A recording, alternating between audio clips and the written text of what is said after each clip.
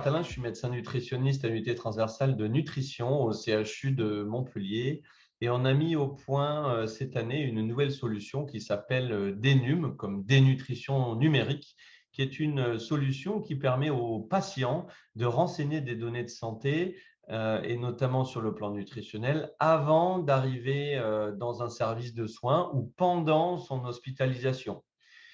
La dénutrition touche à peu près une personne sur deux à une personne sur trois dans les établissements de santé. Elle est quand même facile à diagnostiquer. Or, 100% des patients ne sont pas diagnostiqués et pris en charge.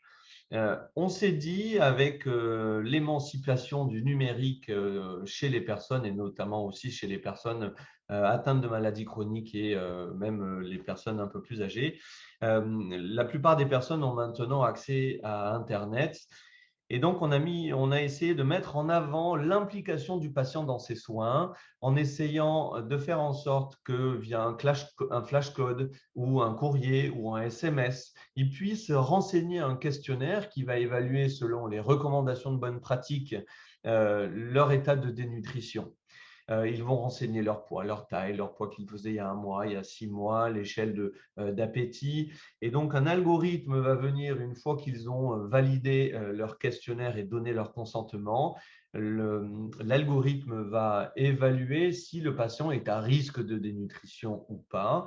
Et s'il est à risque de dénutrition, ça va enrichir un tableau de bord pour les diététiciens, diététiciennes ou les professionnels de la nutrition ou les soignants qui vont avoir une liste de travail des personnes qui sont en situation de dénutrition, ce qui va permettre d'aller pêcher du poisson un peu plus petit chez les patients dénutris à l'hôpital.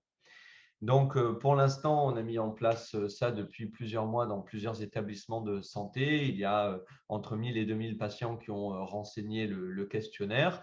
On a des premiers résultats qui sont significativement importants parce qu'on les a publiés lors du congrès national cette semaine au JFN, Journée francophone de nutrition.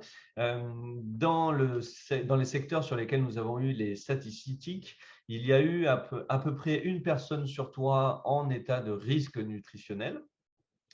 Et l'utilisation de cet outil avec l'optimisation de la prise en charge de la dénutrition a augmenté de 80% le taux de diagnostic de dénutrition dans les séjours supérieurs à 3 jours, qui sont les séjours pour lesquels la dénutrition apporte une valorisation de la cotation. Et on estime qu'on est aux alentours pour un secteur, notamment un secteur d'orthopédie, on est aux alentours entre plus 15 et plus 20 000 euros supplémentaires par mois. Donc, ce sont des résultats extrêmement encourageants et donc on va essayer dans l'avenir de mettre en place tout un système de certification pour pouvoir aller plus loin dans cette démarche.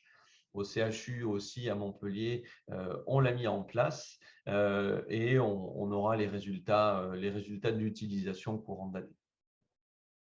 On n'a pas pu tester tous les services, on aurait aimé tester tous les services.